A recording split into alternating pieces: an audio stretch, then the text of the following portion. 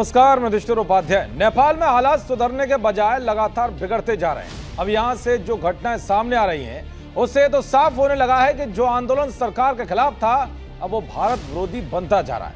आपको दिखाऊंगा कि प्रदर्शन के नाम पर उपद्रव करने वाली जमात कैसे भारतीयों को देखते ही उन पर टूट पड़ती है, उनके साथ मारपीट की जाती है, उनके सामान तक लूट लिए जाते हैं। एक नहीं बल्कि ऐसी कई घटनाएं सामने आई हैं जहां भारतीयों को देखते ही हमले किए जा रहे हैं। साथ ही आपको बताऊंगा कि नेपाल बॉर्डर पर कैसे भारतीय फोर्स उन खूंखार अपराधियों का तगड़ा इलाज कर रही है जो नेपाल की जेल तोड़कर भारतीय सीमा में घुसकर अशांति फैलाने की कोशिश कर रहे हैं। दरअसल नेपाल में तख्तापलट के बाद इस वक्त जो कुछ भी हो रहा है वो वहां मौजूद भारतीयों की सुरक्षा के लिए एक बड़ा खतरा बनता जा रहा है।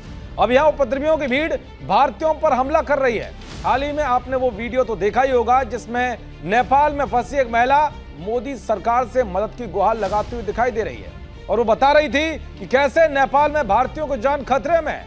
हालांकि इस घटना के बाद भारत विरोधी जमात ये दावा कर रही थी कि ऐसा कुछ नहीं है और भारतीयों पर कोई हमले नहीं हो रहे हैं। लेकिन अब जो दो घटनाएं सामने आई हैं वो यही बता रही हैं कि यहां अब भारतीयों को टारगेट किया जा रहा है। दरअसल नेपाल की राजधानी काठमांडू में भारतीय श्रद्धालुओं की बस पर हमला किया गया।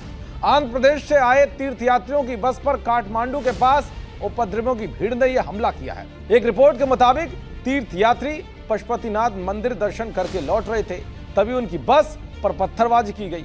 हमलावरों ने खिड़कियां तोड़ डाली और यात्रियों से बैग, नकदी और मोबाइल फोन लूट लिए। इस घटना में कई यात्री घायल भी हुए। हालांकि बाद में मौके पर पहुंची नेपाली सेना ने स्थिति को संभालने की कोशिश की है। जब यह खबर भारत सरकार को पता चली तो सभी फंसे हुए यात्रियों को काठमांडू से दिल्ली हवाई के रास्ते पहुंचाने की व्यवस्था की गई।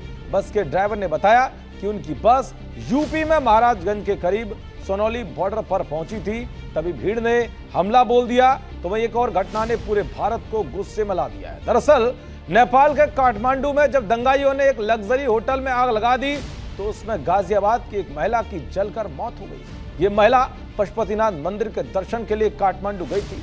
तो वहीं इसी बीच जयपुर से नेपाल गए यात्रियों की एक बस पर काठमांडू में हिंसक प्रदर्शनकारियों की भीड़ ने हमला कर दिया था। इस दौरान भीड़ ने बस पर पथराव किया था जिसमें एक यात्री घायल हो गया था।